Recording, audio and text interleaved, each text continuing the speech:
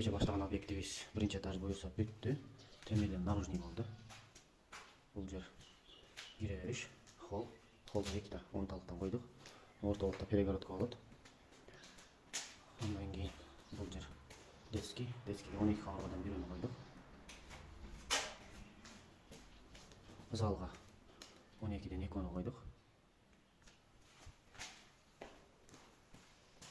Бул дагы бир залга 20дан бирөөнү койдук.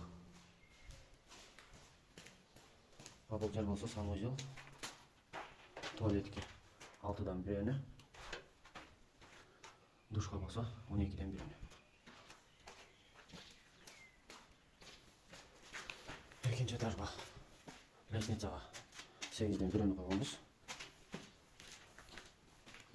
Эми буюрса экинчи этажды бүгүн Кудай кааласа бүтүп силерге тартып жөнөтөбүз.